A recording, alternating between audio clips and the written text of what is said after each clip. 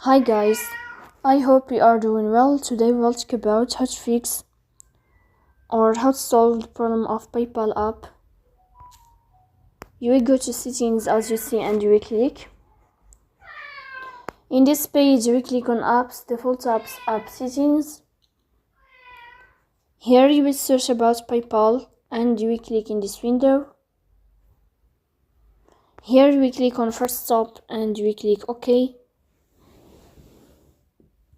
Then you will enter to the window of storage.